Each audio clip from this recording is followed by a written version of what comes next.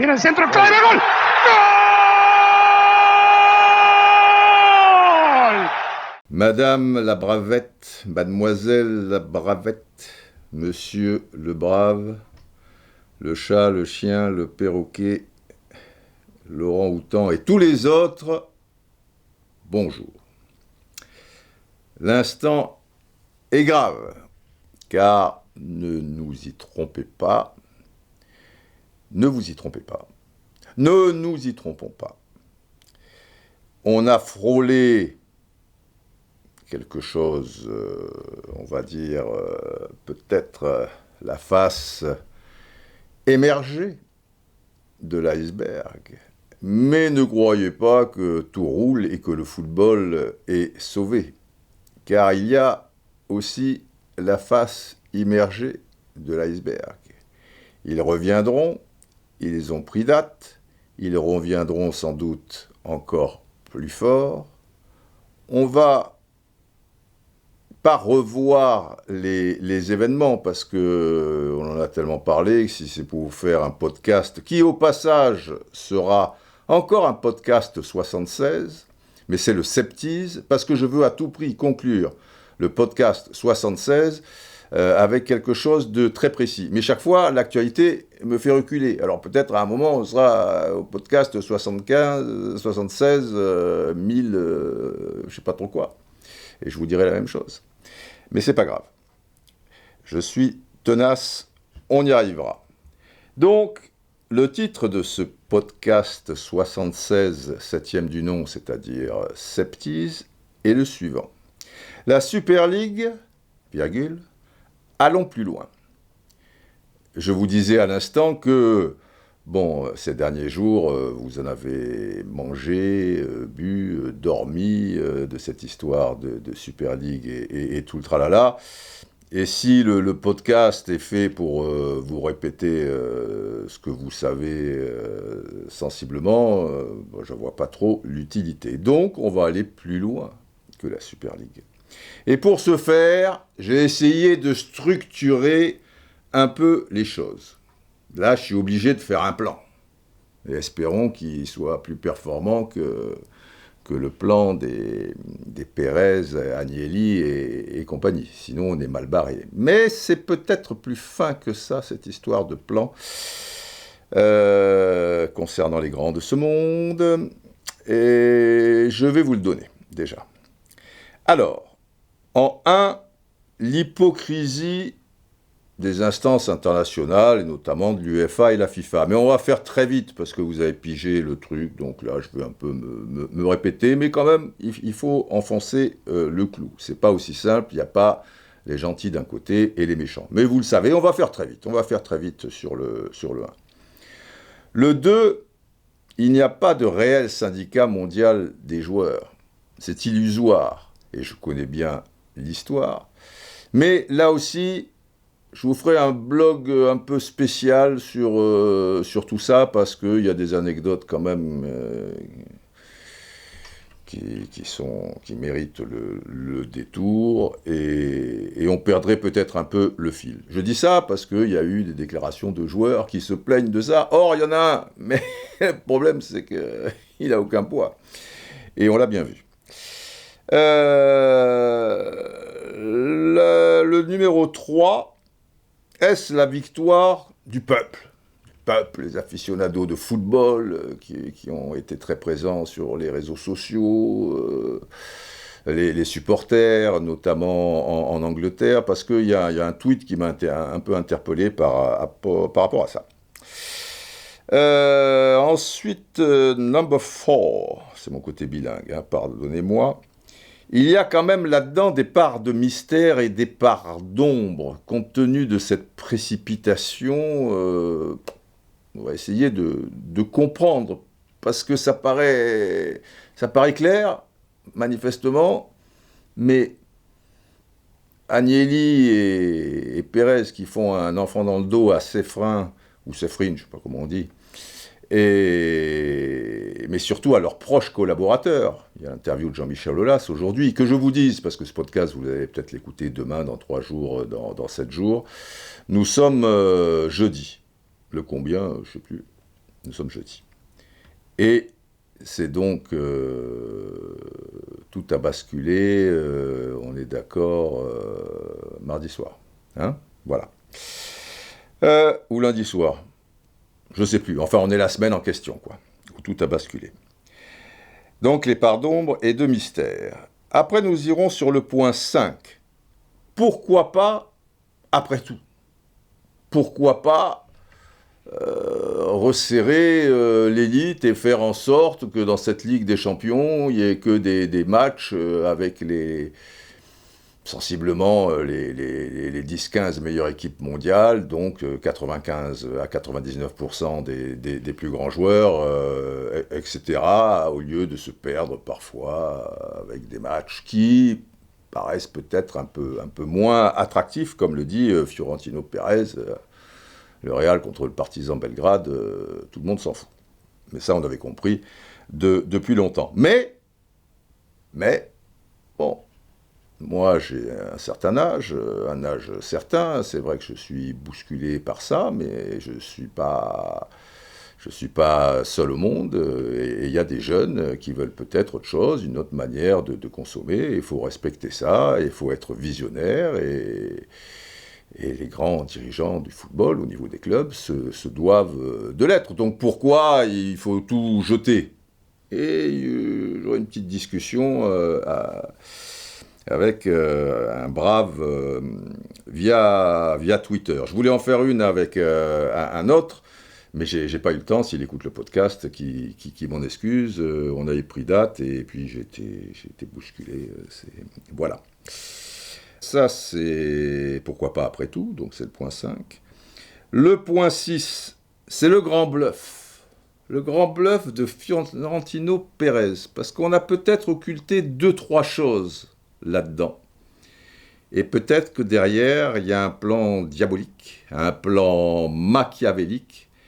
Et alors qu'il passe aux yeux du monde entier pour un demeuré, peut-être qu'à l'arrivée, tout ça, c'était voulu et c'est le plus fort de tous. Et on ne peut pas l'exclure, ça n'a pas été évoqué non plus.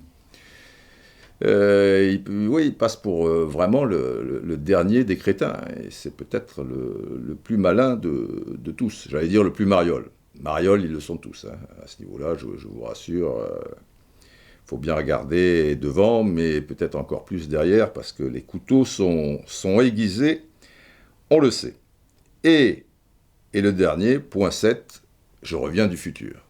Car vous savez que, bon, notamment avec mon ami Georges, j'ai quelques relations avec les Neptuniens et je me projette toujours un peu et force de constater que je peux me planter. Mais bon, pas tant que ça, malheureusement. Alors, on va attaquer le point 1, les instances et l'hypocrisie, parce que là, finalement, quand tu les écoutes, ah bah alors eux, ils sont pour le foot populaire, quoi. Je veux dire que mettre une Ligue des Champions avec seulement les plus riches, vous n'y pensez pas. Alors que, bon, c'est le cas depuis bien longtemps. La différence, c'est qu'elle n'est pas fermée. Enfin, on te donne l'illusion de croire qu'elle n'est pas fermée. Mais au bout du compte, elle est fermée. Puisque, à peu de choses près, dans les pays les plus riches que l'on connaît, 9 fois sur 10, ce sont les mêmes champions, d'accord? Je sais pas, Bayern Munich, c'est 9 fois d'affilée, Juve, c'est 8 fois d'affilée, non? Alors, il y a toujours des petites entourloupettes, mais enfin, à partir du moment où les 4 premiers jouent la Ligue des Champions, j'aimerais bien savoir depuis quand le Real Madrid ne joue pas la Ligue des Champions. Et même si cette Ligue des Champions n'était pas fermée, comment, en étant de plus en plus riche, puisque l'argent va à l'argent, les pauvres sont de plus en plus pauvres, on les pille, et les autres, grâce aux recettes de la Ligue des Champions, comme ils y participent tout le temps, ils sont de plus en plus riches, sachant que, comme ce sont des gros poissons, ils ont aussi d'autres sources, voilà, télévisuel sur le plan national, les recettes, le merchandising, etc. Le jour où on va voir le Real Madrid qui termine 5e de la Liga, bon, je ne sais pas si c'est pour demain, même s'il peut y avoir des petites catas ici qui passent, Manchester United, voilà, ils sont passés de temps en temps à côté et tout, mais enfin, grosso modo, enfin ça ne suffit pas. Bon, il faut, il faut cloisonner tout ça encore plus, et évidemment, bah, pour augmenter les recettes, puisqu'ils n'en ont jamais assez, eh ben, il faut faire encore plus de matchs. Il faut encore faire plus de matchs. Et, pardonnez-moi, il y a donc une nouvelle Ligue des Champions en vue à partir de 2024, et c'est une vraie usine à gaz. C'est-à-dire qu'ils ont eu 3 ans à l'UEFA, et sans doute en collaboration avec les grands de ce monde au niveau des clubs. La preuve, c'est que dans le comité exécutif, il y a aussi des cracks, ils sont en relation, il y a des passerelles, et ils ont accepté cette nouvelle formule. En fait, ce qu'ils acceptent, c'est d'avoir de plus en plus de sous, quoi. Après, côté sportif et attractif du truc, ce qui est un peu con-con. Parce que si c'est pas attractif, ça peut aller pour les sous, encore que ça reste aléatoire. Parce que c'est difficile de se projeter dans les droits TV dans 3 ans. 2024, c'est dans 3 ans. Mais franchement, waouh, les mecs qui ont potassé là-dessus, et je dis là-dedans, il n'y a pas que l'UEFA, c'est la crème de la crème. 3 ans pour faire ça. Là, on est dans le high level, les enfants. Là, c'est incompréhensible. Séphine, je te prends à témoin. Donne-moi 3 nuits, 3 jours et 3 nuits. J'ai déjà donné pour ça et je vous ai sauvé l'UEFA dans la deuxième partie des années 90 où vous étiez perdu à Lisbonne pour contrer Media Partners et Berlusconi. Tu me donnes 3 jours et 3 nuits et je vais te pondre un truc où sportivement ça sera un peu plus cohérent et beaucoup plus attractif et où, si tu veux, il y aura autant de matchs. C'est ça le truc, tu vois. Bon, tu peux me joindre quand tu veux. Pas trop tôt le matin, hein, je dors. Donc, l'hypocrisie la plus totale. Là, je ne vous apprends rien dans ce podcast, mais je voulais quand même le signaler. Et puis, je vais appeler quand même le colonel Atti. Qu'est-ce qui se passe? Vous êtes un peu courbé. Ah, ça c'est le côté militaire du colonel Atti. Oui, ça va, je me tiens droit. Bon, un coup de trompe et je vais lire 2-3 tweets, notamment de certains confrères. C'est parti. Alors, mon confrère et bon copain Simone Rovera, qui précise, toujours on est dans le point, bien avant cette menace de Super League, il y avait déjà plein de choses dans ce football qui menaçaient sa survie, trop de matchs, bah ouais, trop de matchs, tu vois, bon. L'appauvrissement des championnats nationaux, les dettes XXL, tout ça sur les yeux et avec la complaisance de l'UEFA qui aujourd'hui fait la morale. Bah oui, on tombe des nues. Laurent Favre, confrère, excellent confrère du quotidien Le Temps. On peut remarquer qu'avec l'Europa League et bientôt la Conference League, l'UEFA a déjà validé le principe de plusieurs mondes séparés et hiérarchisés, disputant leur compétition à part. La Super League ne fait qu'ajouter un étage, mais au-dessus. Tu vois, voilà, pour se donner bonne conscience, je te fais encore quelques petits machins, voilà, bon. Grégory Schneider, aussi, très bon copain, de jeu, de l'équipe du soir, Libération, je sens que je vais éternuer, attention.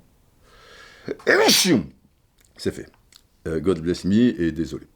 Cela fait 20 ans que la Ligue des Champions est, de fait, une ligue fermée, ce que je vous expliquais, il a raison Grégory. 20 ans, demandez aux Roumains, Suédois, Turcs, Grecs, Bulgares, Écossais, etc., etc., on se fout vraiment de notre gueule. Voilà, etc., etc. Ah, j'ai oublié Jean-Ry. Jean, c'est le prénom, et Ry, R-I-Z, hein, c'est pas Jean-Ry, non, c'est Monsieur Jean-Ry.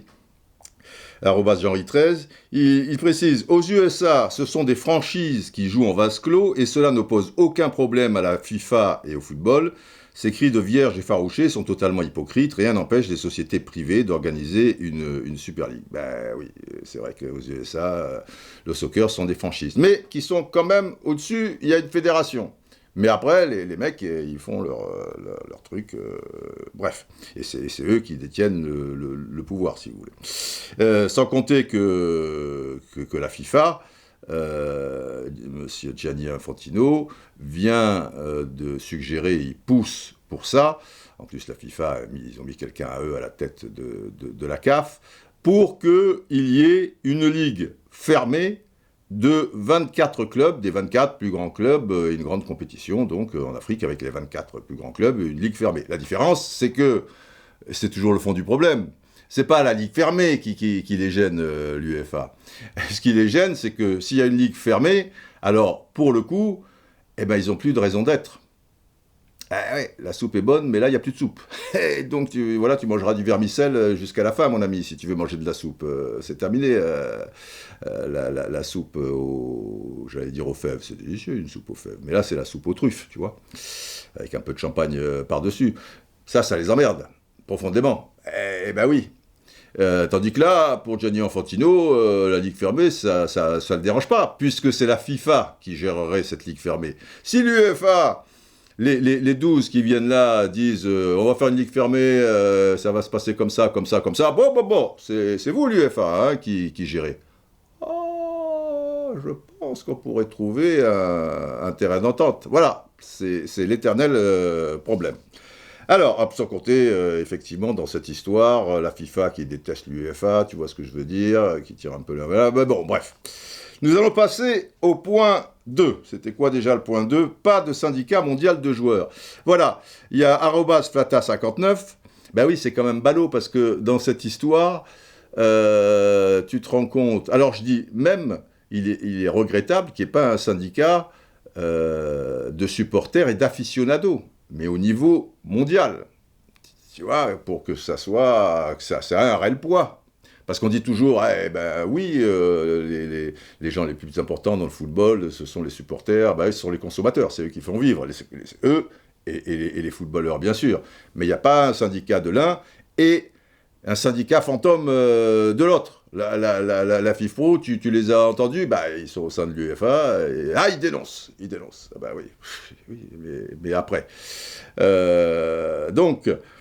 Flata59, on va se faire là. Au final, c'est juste une histoire d'argent. Ça fait bien longtemps que l'esprit foot a disparu, nous sommes d'accord. Ce qui me choque le plus, c'est qu'il n'y ait pas une asso de joueurs pour défendre leurs intérêts.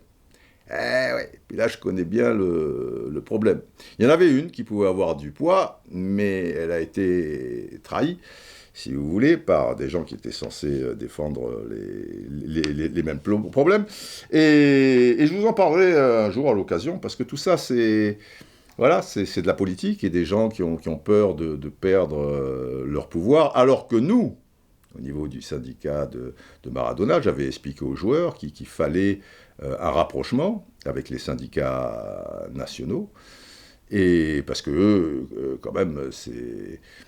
Comment dire, ils maîtrisent mieux beaucoup de choses par rapport à nous.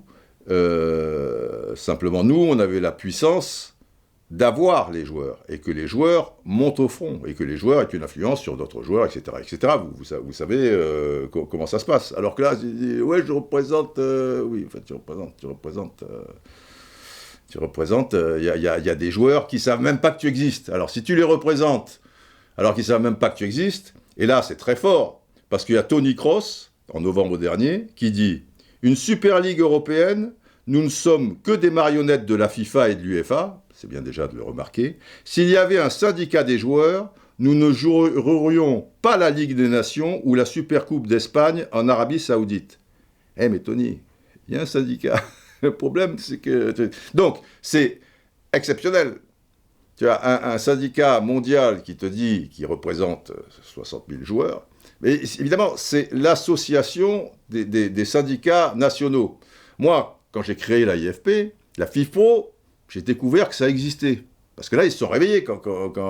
Mais je ne vais pas rentrer dans les détails, sinon on va faire trop long. Mais juste pour que vous compreniez.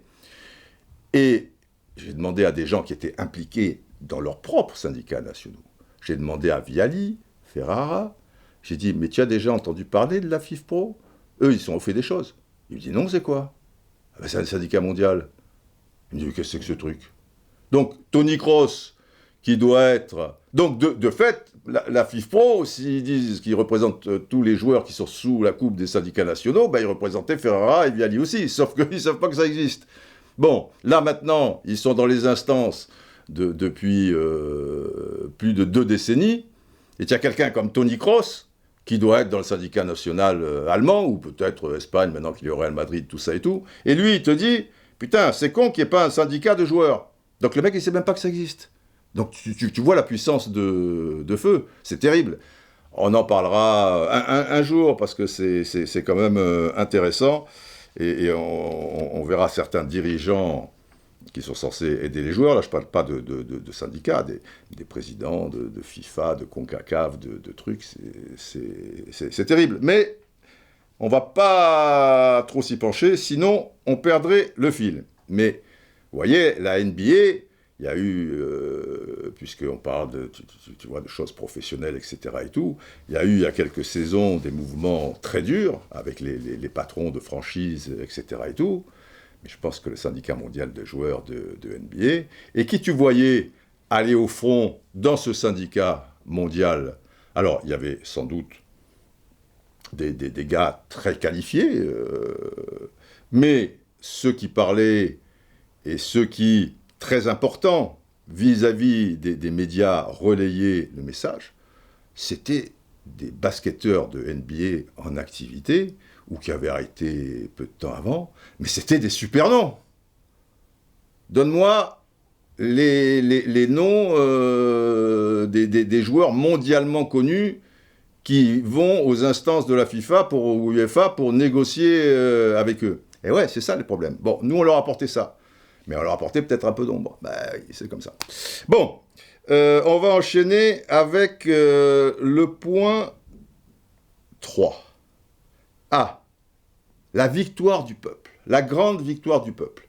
On peut se réjouir de beaucoup de choses par rapport à certaines réactions et des gens qui sont montés au front. C'est un bien grand mot, il n'y a pas des risques énormes. Mais bon, Guardiola, Manchester City fait partie des 12, Klopp, Liverpool fait partie des 12, des joueurs, tu vois, comme Anderson, qui voulait réunir tous les capitaines, je veux dire, anglais. Et c'est bizarre quand même que ce syndicat mondial, il n'a pas dit « je réunis tous les capitaines anglais ». Eh, mais les capitaines anglais ne doivent pas connaître ce syndicat. Mais bon, on ne va pas y passer la nuit. Mais il y a eu quand même des choses. Parce que les gars auraient pu dire, bon, moi je suis milliardaire, je suis truc, le football, dans 2 ans c'est fini, dans 3 ans c'est fini. La Super League, bah, je suis concerné, quoi, puisque je la jouerai, etc. Rashford, Manchester United, mais enfin on sait qu'il est engagé. Bon, il y a eu aussi des supporters, en particulier en Angleterre, et beaucoup d'aficionados dans le monde entier.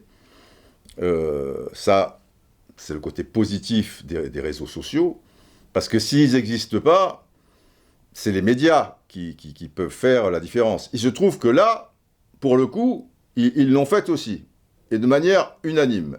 Et c'est à saluer, parce que les médias, d'une manière générale, dans le monde entier, qu'ils soient sportifs et a fortiori, tu vois, pas spécialement axés sur le sport, bah, quand on est passé, moi je suis resté sur le cul de l'évolution de cette Ligue des Champions, mais la dernière en date, où tu décides que sur 32 équipes, eh ben, il y aura 4 pays qui se partagent 50% du gâteau. Tu as 4 Anglais, tu as 4 Espagnols, tu as 4 Italiens, tu as 4 Allemands. Quand même, faut pas se passer comme une lettre à la poste. Non, là, ce qui a fait la différence, et l'erreur, sauf si l'erreur est voulue par certains, c'est l'histoire de ligue fermée. Alors là, tu touchais quelque chose, et là, les médias du monde entier ont été très durs, puisqu'il y a eu des mots, traître, scélérat, etc., etc., et forcément, ça a des conséquences, parce que les médias, c'est eux qui font la différence, pour le meilleur et pour le pire. Je parle de tous médias confondus, hein, bien évidemment. pour l'avenir de la société, etc. Et là, ça a été pour le meilleur. Parce que des gens aficionados râlent sur les réseaux sociaux, etc. Et tout. Mais que les médias du monde entier fassent des unes avec des mots excessivement durs par rapport aux 12 clubs en question et les gens qui les dirigent, ah ben forcément, ça a des répercussions. Parce que ce sont quand même les médias qui font l'opinion. Il y a des gens qui pensent par eux-mêmes, heureusement, mais le pourcentage reste infime. Vous êtes fatalement influencé. Et soit vous vous dites « Ah ouais, quand même », ou ceux qui étaient déjà un peu dans cet esprit, mais qui pouvaient avoir des doutes, ça vous conforte dans vos idées. Et ça veut dire que là, il y a 99% de gens qui sont contre cette Super League et les 12 lascars, qu'on a même traité aussi de 12 salopards, référence au film, etc., etc. Donc ça, c'est à noter aussi. Quand il y a eu les 4 Espagnols, les 4 machins, c'est passé à l'as. Bon, la Ligue fermée a fait basculer le truc. Mais maintenant, allons un peu plus loin. Tu vois, c'est le titre. La Super League, allons plus loin. Parce que j'ai un tweet de @redvivant. Faut mieux ça que Redmore, hein, vous me direz. Redvivant. Et il me dit « Didier, je t'adore. » C'est très gentil, ça part bien. Mais la révolte du peuple, tu ne l'avais pas vu venir. Ah. Tu clamais à l'équipe du soir que les riches gagnaient toujours. J'aurais bien aimé une mise au point. Ah ben, il s'appelle Philippe Auré, hein, Redvivant. Ben, je vais te faire ta mise au point. D'ailleurs, j'ai répondu par tweet.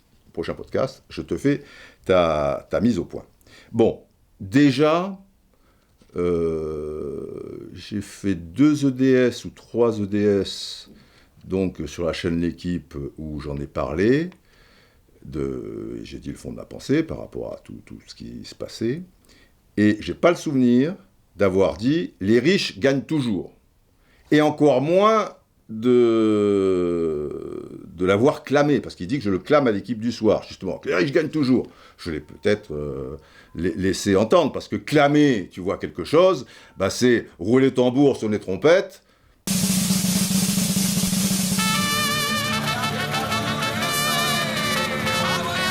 Du genre oh yeah, peuple de France, sachez-le bien, les riches gagnent toujours. Voilà, c'est ça, clamer, quoi. Bon, je taquine un peu, je pousse le bouchon, mais j'ai pas... Tu vois. Par contre, j'ai laissé entendre que, oui, sans doute, qu'ils gagnent souvent, et que c'est loin d'être terminé, cette histoire. Alors après, tu me dis, je me permets de te tutoyer, la révolte du peuple, tu l'avais pas vu venir. Bah, faut pas m'en vouloir, hein, parce que jusqu'à preuve du contraire, le peuple du football, ben, il se plaint toujours, mais dans les actes.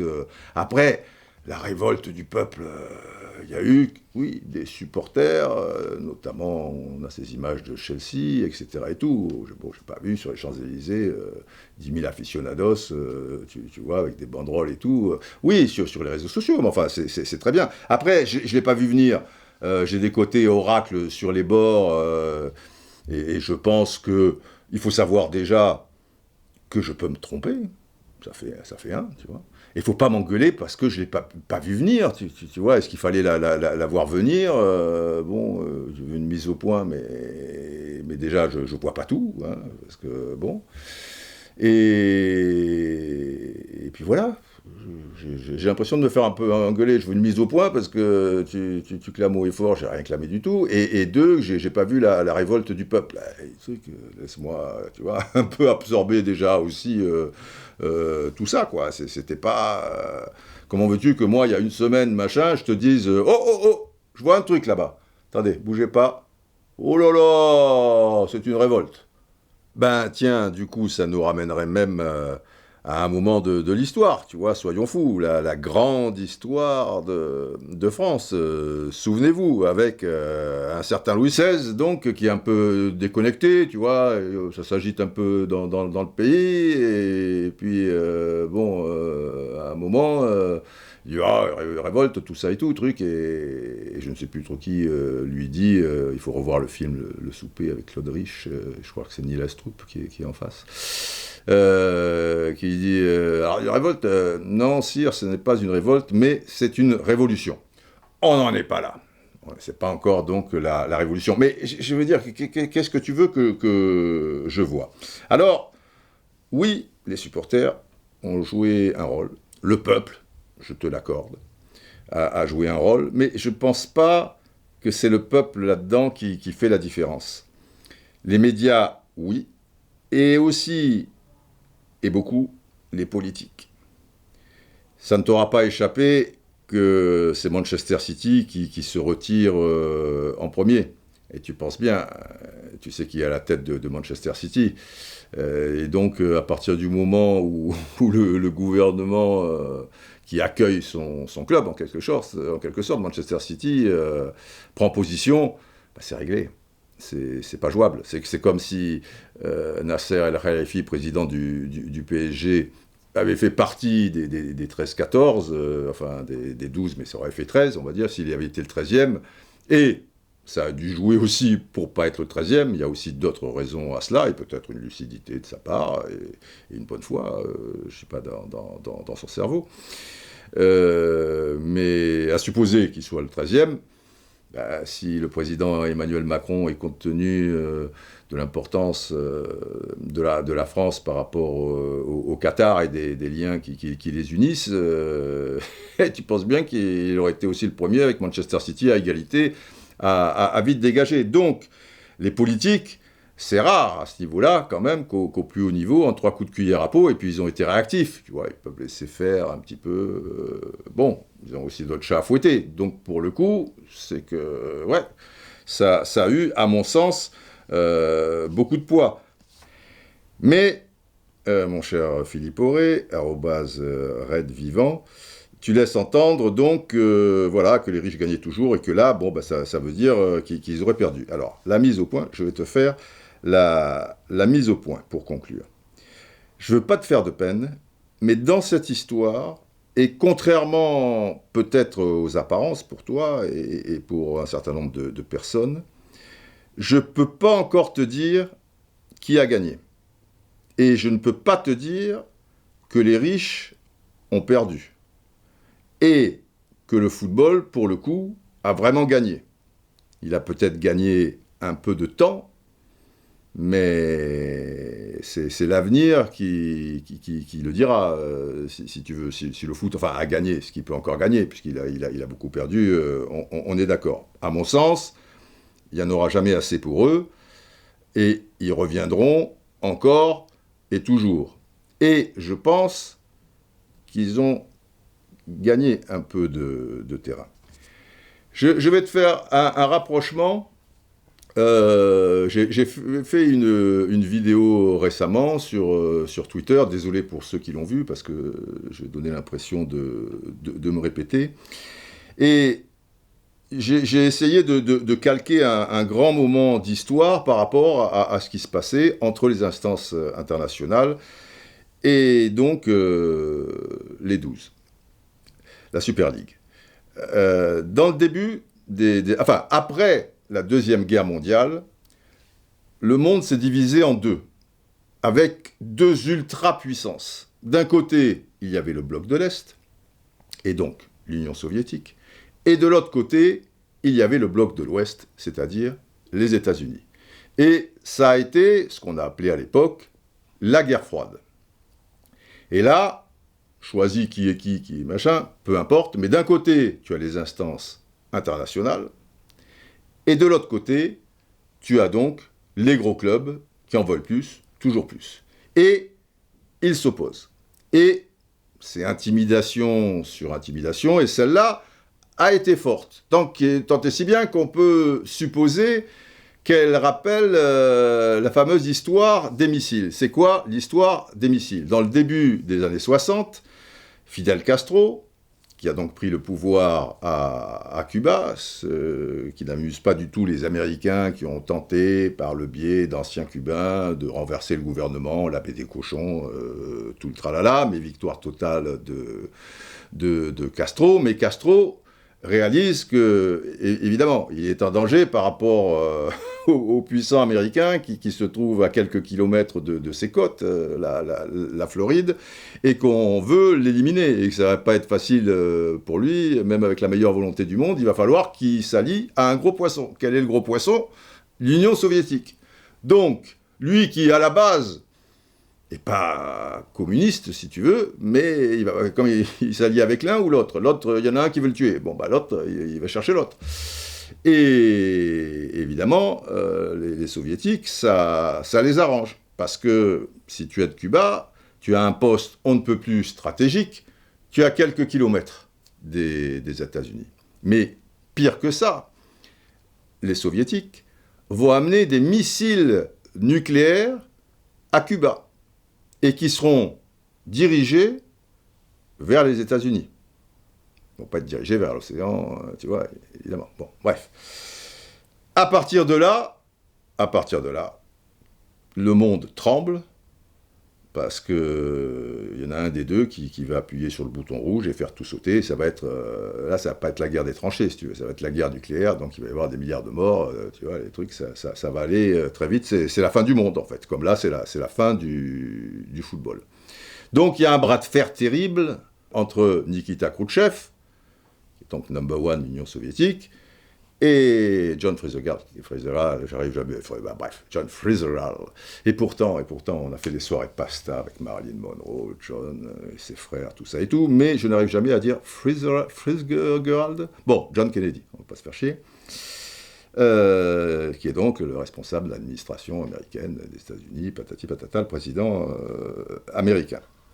Et là, ils vont être obligés de se parler. Tant et si bien qu'à l'issue de ce conflit en question, il y aura ce qu'on appelle le téléphone rouge. Au moins, il y aura un dialogue entre les deux pays. Mais il a fallu négocier d'un côté et de l'autre.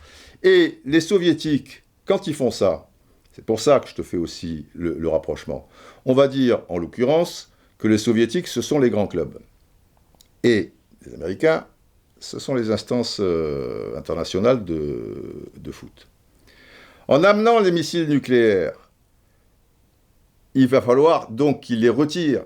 Dans la tête, ils ont forcément un coup d'avance, et Kennedy le sait. L'intérêt des soviétiques, c'est d'intimider les Américains, mais pas qu'il y ait une guerre nucléaire, parce qu'ils vont exploser aussi, bien évidemment. Simplement, ils ont gagné beaucoup de terrain, parce que là, les missiles, tu vois, ils sont là, tu appuies sur un bouton, ouf, allez. Alors, dans les négociations, ils sont en position de force. Et là, je pense qu'avec cette nouvelle incursion c'est rigolo de les appeler les soviétiques, parce que machin, mais des grands présidents de clubs, eh ben, tu es obligé de négocier, comme ils négocient depuis un certain temps. Là, ça s'est soldé par quoi ? Ok, je retire mes missiles nucléaires. Évidemment qu'il allait les retirer. Mais, en contrepartie, tu enlèves un paquet de tes missiles nucléaires à toi, américains, ou instance internationale de foot, si tu préfères, qui se trouvent sur tes bases, en Turquie et en Italie, et qui pointaient le nez vers Moscou. Vous me suivez ? Donc, tu as gagné ça. Tu donnes l'impression de perdre. Ah, je perds, eh ben je retire mes missiles de Cuba. Ouais, mais en contrepartie, bim, bim. Et dernière chose, tu t'engages, toi, Américain, à ne jamais envahir Cuba. Plus d'histoire de baie des cochons ou de patati patata. Alors après, il y aura d'autres moyens, le blocus, le truc, d'accord, mais ça ne viendra pas Cuba. Sinon, nous, on arrive et bébé. Et là, j'ai le sentiment que c'est la même chose. Et que quelque part, j'y viendrai dans le point, le grand bluff de Fiorentino Pérez, j'en arrive à penser qu'il savait, tout au moins pour les têtes pensantes et influentes qui sont les deux leaders, Agnelli et Fiorentino Pérez, que cette histoire de Super League, c'était ce que j'ai appelé un chiffon rouge pour ces missiles à Cuba. Parce que, tu vois, en aussi peu de temps, même si tu as la banque Morgan et tout le tralala, ils savaient bien qu'il allait y avoir des hostilités, peut-être pas à ce niveau-là, mais ils prennent date. Ça veut dire que si la Ligue des Champions 2024 ou avant ça se passe mal, ah ben là, on vous l'avait dit. On l'avait dit. Tant et si bien que l'UEFA, tu sais, au départ, je pense que ne pas trop me tromper en disant que la Ligue des Champions, à partir de 2018, elle a généré 3,2 milliards d'euros. Mais sur ces 3,2, il faut bien savoir qu'il n'y a que 1,9 milliard pour les clubs. Là, la nouvelle avec leur formule, la fameuse usine à gaz 2024, il n'y a pas de réel chiffre. C'est, ok, plus de matchs, plus ceci, plus cela. Donc tu pouvais supposer que tu allais dépasser les 3,2 milliards et donc 1,9 milliard pour les clubs. Mais eux, ça ne leur suffit pas. Ils veulent plus. Ils veulent que tu ailles plus loin. Et ça ne leur suffit pas, mais c'est très étrange, puisqu'ils l'adoptaient finalement, cette nouvelle formule. Mais ils sont bien conscients aussi que dans 3 ans, c'est aléatoire. Hein. Ok, il y a les GAFA, où maintenant ça a un autre nom, parce que d'autres sont arrivés dans le truc, GAFRAM, enfin je ne sais pas trop quoi, je ne suis pas encore dans le coup. Mais eux, il faut aller plus loin. Tant et si bien que suite à ce coup d'État, entre guillemets, eh bien, l'UEFA a passé la vitesse supérieure. Soi-disant, cette Super League devait générer 6 milliards d'euros par saison. Mais là aussi, je sors ce chiffre, tu vois, machin, là. Et là, l'UEFA et Cefrin ont pris des dispositions avec un fonds d'investissement britannique pour valoriser la compétition à 7,5 milliards d'euros. Il faut que ce soit plus que 6 milliards d'euros. Parce que les 6 milliards d'euros, c'était pour les 20 clubs en question. Et en particulier les 12, enfin les 15, les 5 invités. Bon, ouais, on va leur donner un peu d'argent. Oui, on saupoudrera aussi, par solidarité, les championnats nationaux ou des choses comme ça. Tu me suis toujours. Vous me suivez toujours. Simplement, sur les 6 milliards, là, il y a 3 milliards 2, tu prends 1,9 milliard. Il y a quand même 1,3 million qui se baladent, quoi. Parce que l'UEFA, ils sont gourmands sur le coup. Et puis après, il y a aussi la production, les machins, ceux qui mettent ça au point, bah, ils prennent des sous aussi, tu vois. Bon. Donc là, il faut plus que 6 milliards, 7 milliards et demi. Mais c'est un fonds d'investissement britannique, tu vois. Et moi, perso, que l'équilibre du football et son avenir soient dans les mains et dépendent finalement, le football il existera toujours, hein, mais je veux dire le football des compétitions, etc. et tout, qui dépendent d'un fonds d'investissement, ben moi je suis désolé, tu vois, Philippe Auré, ça me fait frémir. Et je vois pas trop où le foot a gagné là-dedans. Parce que là, tu dépends d'un fonds d'investissement. Et ce fonds d'investissement, tu crois que sa principale préoccupation, c'est le football ou c'est le business? Tu vois? Bordeaux, aujourd'hui, au moment où je préparais ce podcast, j'apprenais que King Street se désengageait. Ça va se passer comment pour Bordeaux, là? Tu vois? Et King Street, c'est une société mondiale de gestion d'investisseurs. Tu vois, on est toujours dans les trucs d'investissement, tu vois, fonds d'investissement, société mondiale de gestion d'investissement, etc., etc.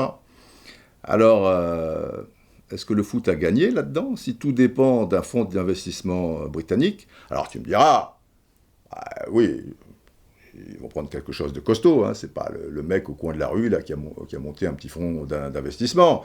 Ça va être intouchable, ça peut pas s'écrouler, ça peut pas... Bah, faut l'espérer.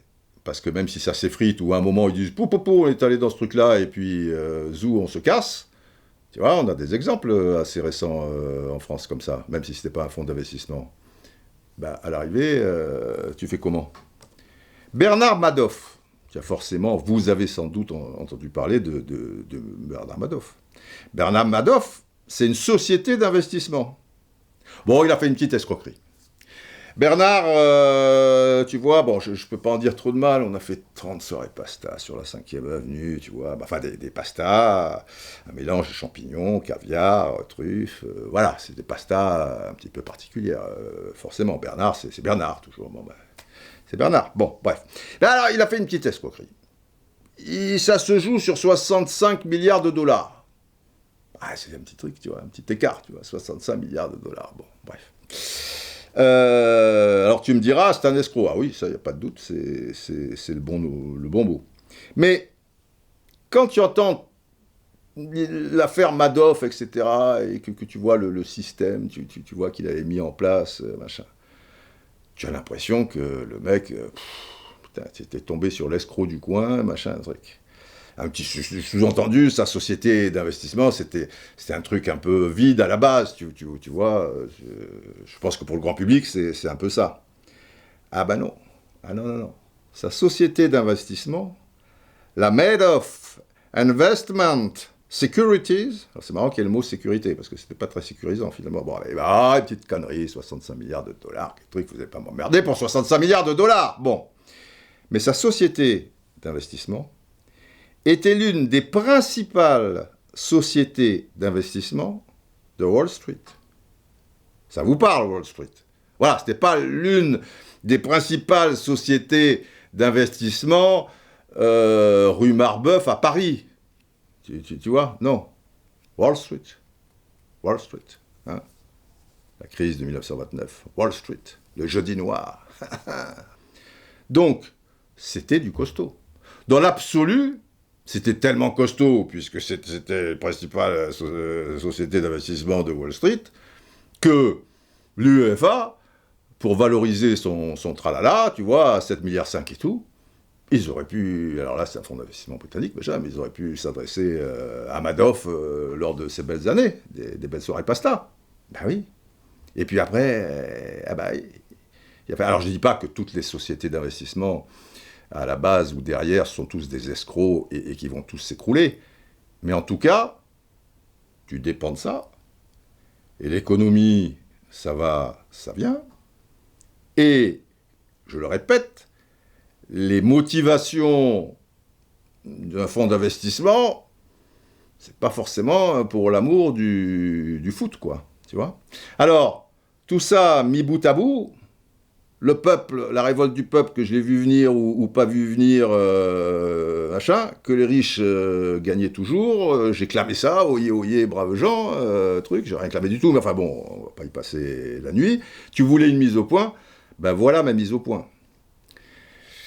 Mise au point, c'est que le peuple, dans tout ça, tu vois, et que les riches, je suis pas sûr qu'ils aient beaucoup perdu au change. Juste une mise au point sur les plus belles années de ma vie. Enfin voilà, bon, c'est ma mise au point.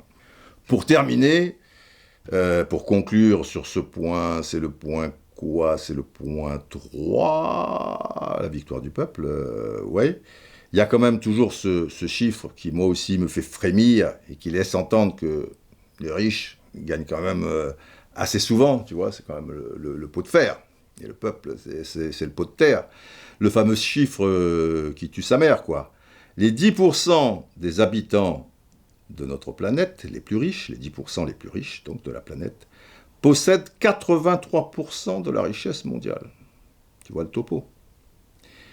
Et 1% de la population, la plus riche, 1%, ils possèdent 50% des richesses de la planète. Donc il y a de quoi voir venir, tu vois. Ils ont de quoi voir venir.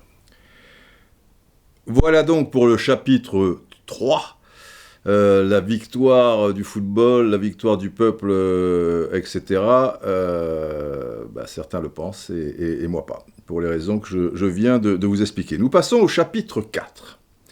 Alors il y a des parts d'ombre et de grands mystères. C'est un peu un film d'espionnage, quoi, tout ça. Tu vois, avec des sourires de façade, des couteaux dans le dos. Parce qu'il y a quelque chose, et alors là, j'ai pas la réponse, et on le saura sans doute plus tard, quoi, il va falloir fouiller. C'est terrible. Il y a une réunion le vendredi matin. J'ai lu l'interview aujourd'hui, donc vendredi, de Jean-Michel Aulas dans le journal de l'Équipe. Une réunion de l'ECA, c'est l'association européenne des clubs, hein, l'ECA, dont Andrea Agnelli est le président. Et elle est constituée de 220 membres. Donc ce n'est pas 220 clubs qui dominent financièrement les débats, évidemment. Et on en est même très loin. Et Jean-Michel Aulas précise que le vendredi matin, à cette réunion, eh bien, tout le monde, y compris les 12 salopards, entre guillemets, eh bien, valide la dernière négociation avec l'UEFA sur la Ligue des Champions. Voilà, la Ligue des Champions que va proposer l'UEFA. Quand je vous dis qu'ils n'ont pas fait ça de leur côté, forcément, c'est aussi un peu avec les clubs. Tout le monde est d'accord le vendredi matin à l'ECA. C'est bon. Ok. Et là, tout le monde disparaît. Et Andrea Agnelli est injoignable durant tout le week-end. Jean-Michel Aulas essaie de l'appeler, d'autres aussi sans doute. Il est injoignable. Et il y a une réunion avec les mêmes le dimanche soir, donc vendredi matin, vous avez compris, dimanche soir. Et là, changement de stratégie pour les leaders de l'ECA, ou 80% des leaders, c'est-à-dire Andrea Agnelli, Florentino Pérez et les 10 autres, dont 6 Anglais, et qui déclarent que non seulement ils n'acceptent pas cette nouvelle formule de la Ligue des Champions, mais ils partent pour une ligue privée, quoi, la fameuse Super League et tout ce que l'on sait derrière. Jean-Michel Aulas, dans l'interview, a l'honnêteté de dire qu'il a vacillé, quoi, pour voir s'il en était ou pas, s'il allait suivre le mouvement, et il doit beaucoup, en l'occurrence, à Nasser El Khelaifi, qui l'a convaincu de ne pas accepter. Et véritable tollé de tous les membres, à l'exception des 12, quoi. Parce que, évidemment, sur les 220 membres, on va dire qu'il y en a 220, 190 qui ont quasiment aucune chance de participer à cette Super League. Alors là, ils sont exclus, mais alors, ils le sont déjà, mais à des années-lumière, disparaissent, quoi. Et il y a ce renversement de situation qui se passe donc en 2 jours et demi. Et qu'est-ce qui s'est passé dans cet intervalle? Pour que les 10 autres acceptent, alors peut-être ils ne sont pas dans la confidence, mais il y a eu des choses qui se sont tramées, voilà, dans l'ombre. Quand je vous dis c'est un film d'espionnage, etc. et tout, je suppose qu'il n'y avait pas que Pérez et Agnelli qui vantaient les bienfaits de cette Super League, mais il n'y avait peut-être pas les 10 autres, puisque Jean-Michel Aulas lui-même découvre ça, et bon, il hésite. Il y en avait peut-être 3-4 autres. Forcément, parce que sinon il y aurait eu une fuite.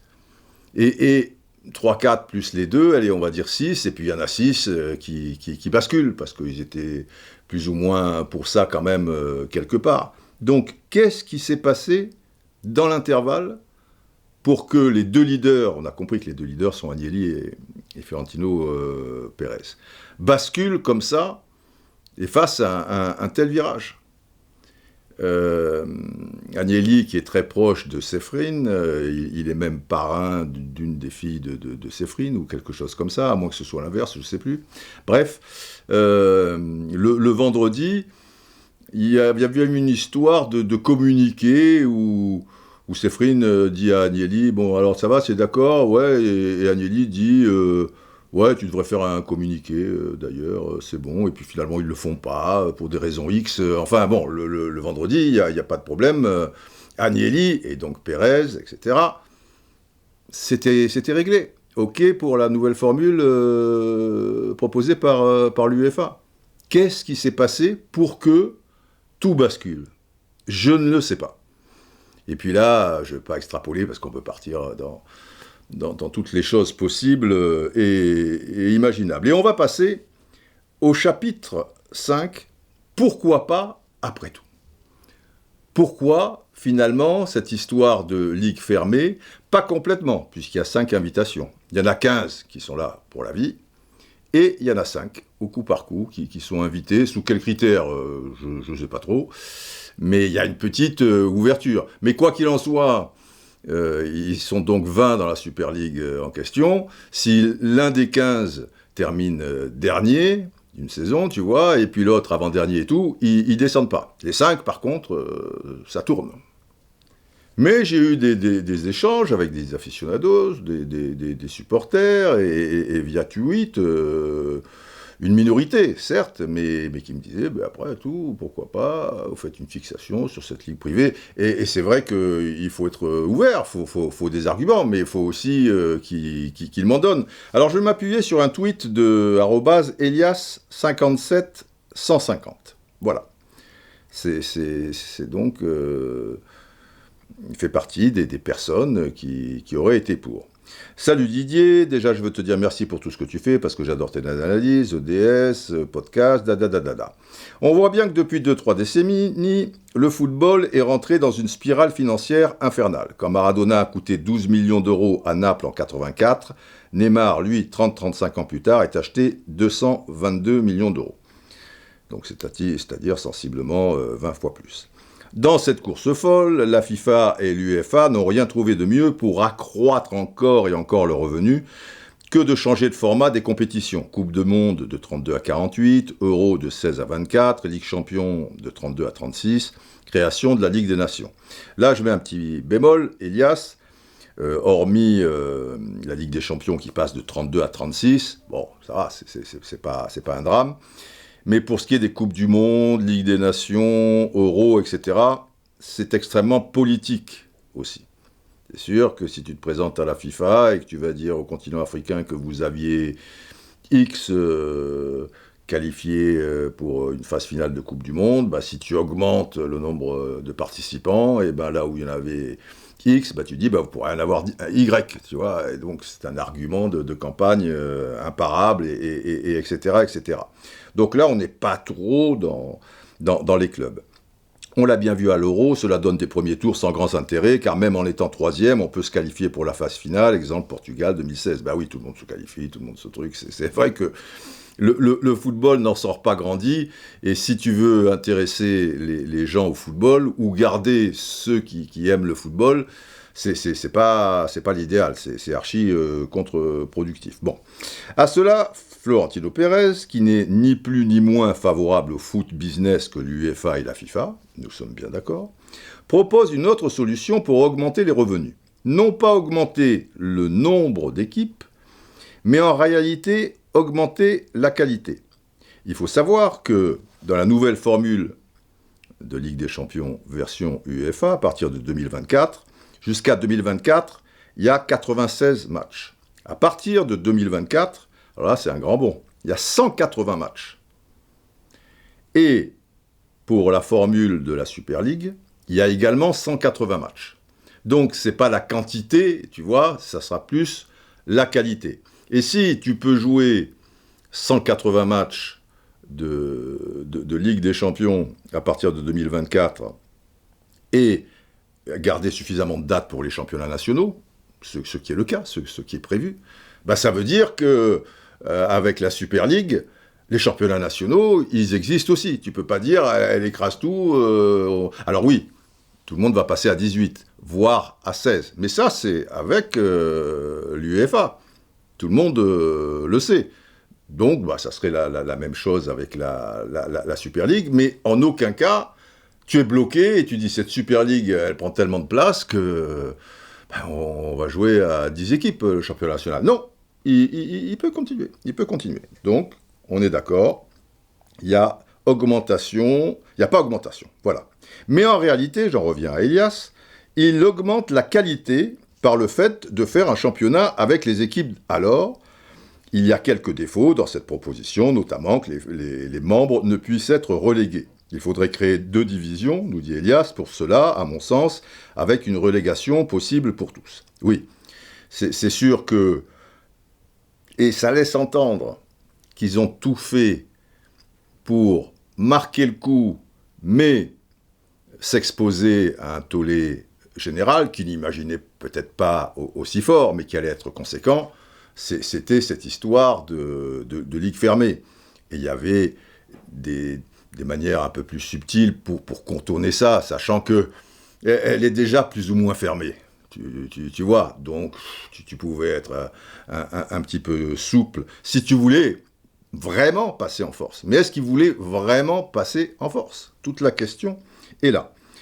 Elias continue. Mais à choisir entre 2 formes de foot business, parce que la première, avec l'usine à gaz déjà très compliquée et les équipes qu'il y aura, c'est du foot business, hein, ni plus ni moins. C'est pas le foot populaire, et ça existe depuis plusieurs saisons.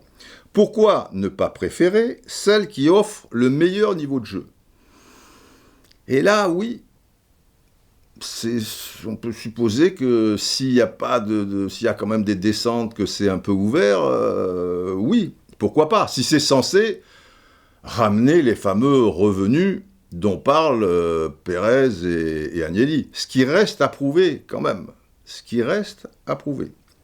Par ailleurs, je t'avoue que de mon côté, et c'est pour ça que j'aimerais avoir ton avis, j'ai du mal à comprendre en quoi le fait que le championnat passe après soit si mauvais pour le football en tant qu'amoureux du foot, les PSG Dijon et Barcelone Cadix, avec une équipe adverse jouant à 20 mètres de son but, m'ennuie énormément.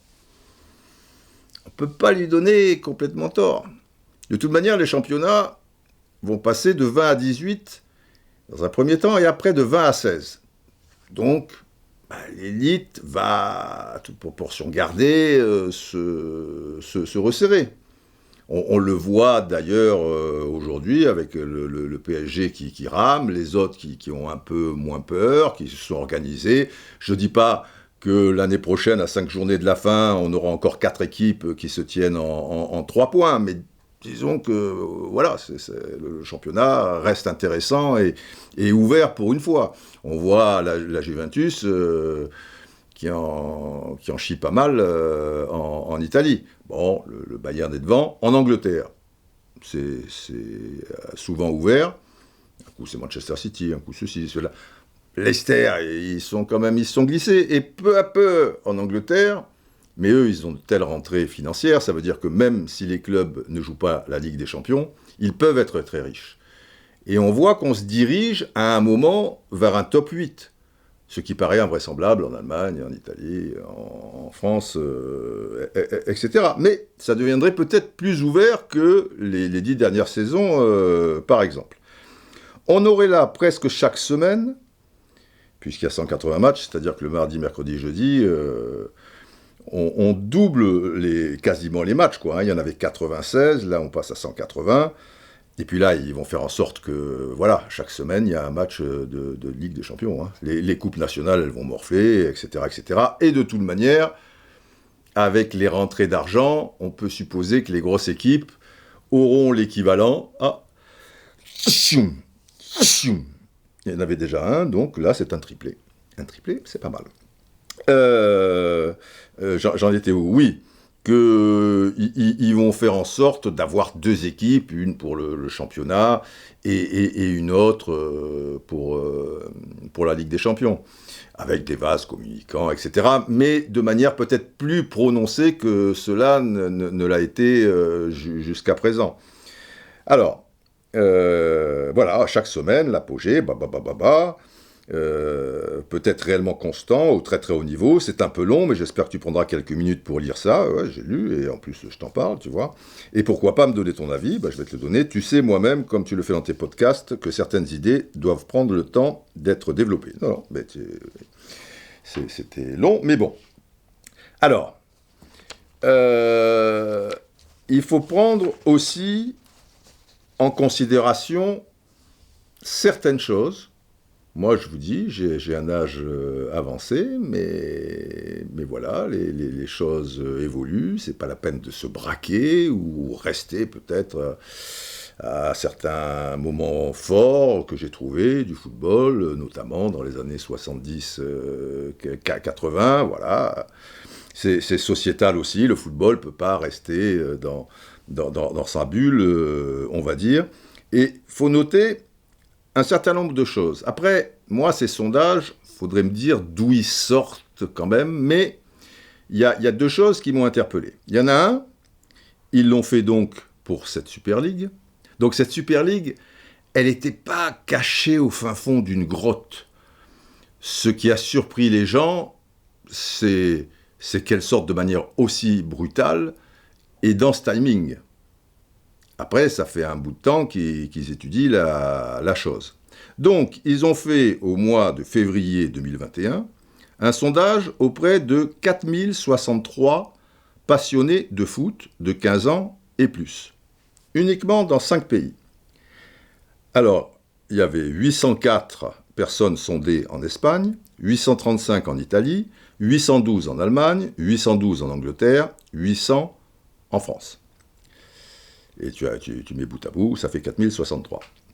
Bref, on pourrait supposer, surtout par rapport au retour qu'on a eu de cette histoire de Super League, mais est-ce qu'on parlait de ligue fermée dans le sondage? Tout est là, il faudrait voir la nature du sondage. En attendant, favorable à la création de la Super League européenne par rapport à ces gens de 15 ans et plus, 800 sensiblement, enfin un peu plus par pays, 76% auraient été favorables en Espagne. Les trois quarts, quoi, hein, même un peu plus. 71% en France. 72% en Italie. 59% en Angleterre. En Angleterre, c'est particulier, la Première Ligue, la tradition, les ceci, cela.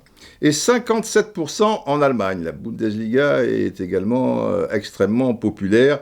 Et ces deux championnats, Angleterre-Allemagne, restent spectaculaires. Ça veut dire que même si le 18e reçoit le premier, il ne va pas rester dans ses 30 mètres pendant 90 minutes en règle générale. Donc c'est vachement encourageant pour eux. 76% en Espagne, 71% en France. Ça fait une moyenne, parce qu'il y a 57-59, de 66% de oui. Donc les deux tiers. Je trouve ça bien. Évidemment, par catégorie d'âge, plus on va vers les anciens, plus ça se discute. Par exemple, au-delà de 50 ans, c'est 50% de oui. On n'est pas dans les 66% de moyenne. Ok ? Les 50-64 ans, c'est 50% de oui, quand même.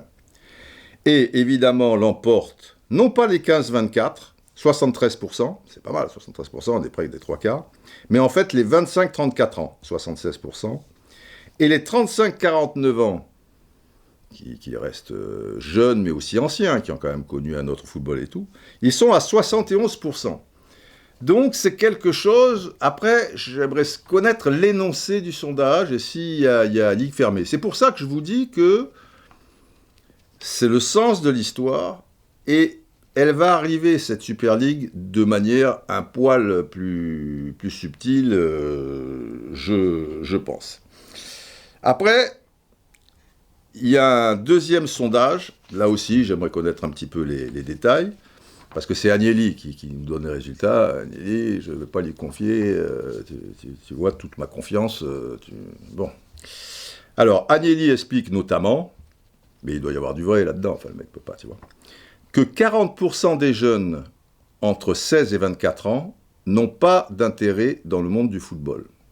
Il faudrait savoir combien, il y a une décennie, 2 décennies, de jeunes entre 16 et 24 ans portaient un intérêt très notable pour tout ce qui concernait le football. En tout cas, là, il y en a 4 sur 10, c'est pas leur truc. Et donc, Agnelli précise après que le foot vit une crise énorme et perd en intérêt pour les nouvelles générations, etc., etc. Alors oui, le monde a changé. Si on remonte longtemps dans le temps, il n'y avait pas 10 000 possibilités pour les gosses. Et aujourd'hui, ils ont évidemment un éventail plus large de distractions. Donc il il y a une forme de logique. Il n'en demeure pas moins vrai qu'il devrait aussi se poser les bonnes questions. Pourquoi 4 jeunes sur 10 ne s'intéressent pas au football ? Alors on peut dire parce qu'il est moins fun, il est moins machin que certains sports, ok. Mais d'un autre côté, il a aussi quelque chose, à mon avis, à mon sens, qui repousse les jeunes. Déjà, il y a tellement de compétitions qu'on n'y comprend rien. Pour intéresser les gens, c'est bien de piger, quoi, tu vois. Et là, il y a tellement de matchs à la télévision qu'il y a une overdose, je pense. Et puis, il y a certaines choses qui sont dévastatrices, à mon sens, dans le côté immoral du foot. Et je trouve ça plutôt sain que ça choque des jeunes et que ça les repousse, quoi, quelque part. Alors, à quel niveau, je ne sais pas, mais ça ne joue pas pour le foot. C'est-à-dire que les gars du foot, les responsables, niveau national pareil, hein, international, tout ça et tout, grand, petit, mettent 99% de leur énergie pour gagner plus. Il ne reste pas beaucoup pour réfléchir à des idées pour rendre plus attractif le foot, quoi. Hein. C'est toujours l'argent, l'argent. Alors l'argent, oui, c'est le nerf de la guerre. L'argent, oui, pour certains, c'est pour les bonnes raisons, quoi, parce que c'est pas facile, etc. Mais là, je parle des petits. Mais les gros, tu vois, avec tout l'argent qu'ils ont, il n'y a jamais eu autant d'argent dans le foot, je le répète, et il n'y a jamais eu autant de problèmes d'argent. Avec tout ce que gagne le Real Madrid, tu l'écoutes, il est au bord de la banqueroute. Il y a un problème, mon gars. Et le problème, c'est eux qui l'ont créé, pour tout dire. Ils l'ont créé avec leur nouvelle formule de Ligue des Champions, et ce que rapporte une Ligue des Champions. Et donc, ils sont tous omnubilés par cette Ligue des Champions. Autrefois, il y a 40 ans, 45 ans, les clubs n'étaient pas dans le rouge comme maintenant, sauf quand ils géraient mal, effectivement, alors il y avait des dégâts collatéraux. Mais là, maintenant, c'est n'importe quoi. Tu peux perdre sur un coup quelque chose que tu as mal étudié, boum, 30 millions d'euros. Tu vois, un mauvais transfert, un ceci, cela. Il y a beaucoup trop d'argent. Et ils se piègent eux-mêmes. Et comme ils ne régulent jamais tout ça, eh ben, il y a toujours des problèmes d'argent. Et plus il y a de l'argent, plus il y aura des problèmes d'argent. Puisque cet argent part du football. Il quitte le football. Il y aura 2 fois plus d'argent. Ok. Et ben Neymar, au lieu de gagner un salaire de 35 millions d'euros, il en aura un de 70. Tu vas pas dire, bon, il y a 2 fois plus d'argent. On va le laisser à 35 millions d'euros quand même, parce que ça va, quoi. Je pense qu'il devrait s'en sortir. Et on va surtout pas l'augmenter.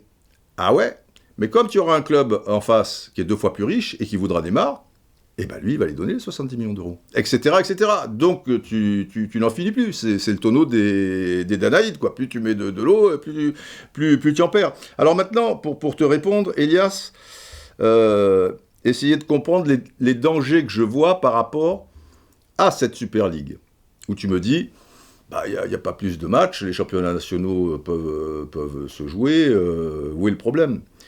Mais je pense que le problème a supposé... Alors, j'ai compris que les championnats nationaux, PSG Dijon ou Real Cadix, enfin je crois que c'était Barcelone Cadix, c'est vrai que...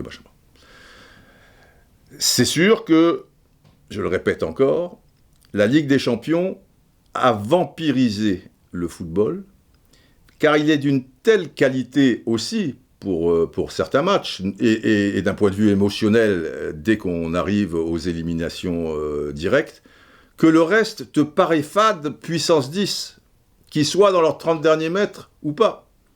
Je vais te donner un exemple. Hier, j'ai vu Lyon-Monaco. Ah ben c'était pas mal, hein. La première mi-temps de Lyon, j'ai vu des belles choses. Alors ok, c'est pas Messi, c'est pas Neymar, c'est pas Ronaldo, et de toute manière, il n'y en a pas 10 000. Hein.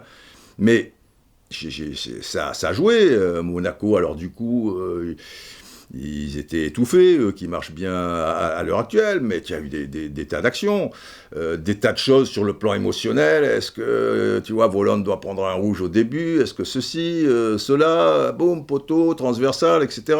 Deuxième mi-temps, bon, tout bascule. Diomandé, il a pas le bon réflexe. C'est vrai que, bon, il met le pied haut, penalty, nini, les mouches ont changé d'âne, etc. Bon, tu me diras que c'est pas PSG Dijon, puisque ce sont deux des 4 équipes qui sont leaders de notre championnat.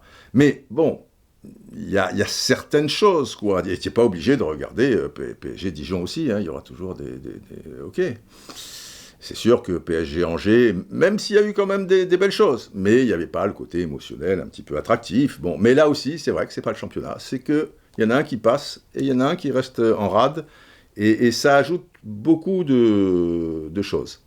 Mais dans ta Super League, même si tu as un niveau plus relevé, quelque part, avant d'arriver au 8e de finale, vu qu'il y a 180 matchs, donc tu dis, une finale, un match, 2 demi, 3 matchs, 4 quarts, ça fait 7, et 8 huitièmes, ça fait 15.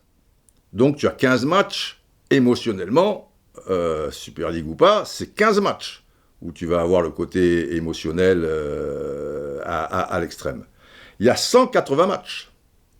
Ça veut dire qu'il y en a 165, hormis quelques-uns, tu vois, vers la fin, pour savoir ils se qualifient en 8e ou pas, il y en a 165, mon ami. Où... toujours les mêmes équipes, ça va, ça vient, toujours le truc. J'ai peur que tu te lasses un peu. Et qu'on se lasse un peu, vu que, pour le coup, il y aurait des matchs chaque semaine. L'avantage de la Ligue des Champions aussi, c'est que dans le premier tour, il y a 6 journées, tu vois, on va dire de septembre à décembre, ça fait septembre, octobre, novembre, décembre. Sur 16 semaines, tu as 6 journées. Là, c'est sur 16 semaines, tu en as 14, je pense que le côté répétitif des choses, tu sais, si tu manges du caviar tout le temps, eh bien à un moment, bizarrement, tu vas avoir envie d'une petite tranche de jambon, quoi, tu vois, un petit sandwich jambon-beurre. Eh ouais, c'est ça le truc. Pour apprécier le beau et il faut pas que les choses aussi se banalisent. Il faut des écarts. Ça, c'est le premier danger que je vois. Que ça se banalise, tu vois. Le deuxième danger, quoi qu'on en dise, c'est que l'argent, pour l'instant, il n'est pas extensible. Les télés, on voit que les audiences baissent, que tout le monde ne monte pas comme ça au cocotier, et que certains qui l'ont fait n'ont pas rempli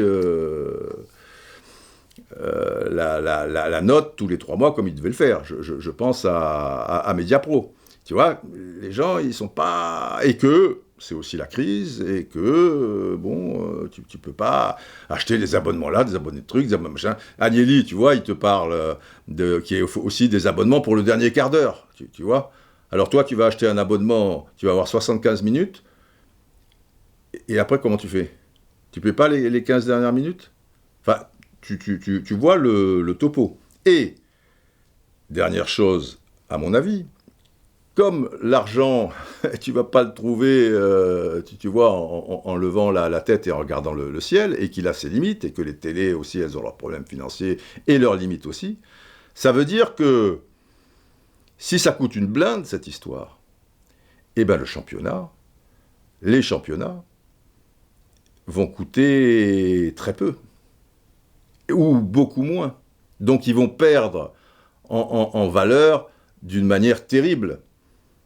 Et deuxième chose, s'il y a 2 équipes et que tu donnes une priorité à la Super League, s'il n'y a pas Verratti, bah, tu le vois en Ligue 1, mais tu le vois aussi en Ligue des Champions, tu le vois en Ligue 1, tu le vois en Ligue... Bon, c'est pas un bon exemple parce que des fois tu le vois pas, lui. Mais disons qu'en temps normal, tu vois quelqu'un qui joue quand même 60 matchs par an, et ben il joue un petit peu des deux. Bah là, s'il y a un match par semaine en Ligue des Champions, je suis pas sûr, parce que les équipes nationales vont toujours exister, et les mecs d'un certain niveau, ils sont en équipe nationale, et je pense que les impasses, elles seront faites dans les championnats nationaux. Et donc, si les championnats nationaux, petit à petit, ne valent plus un pet de cerise et sont payés 3 francs 6 sous,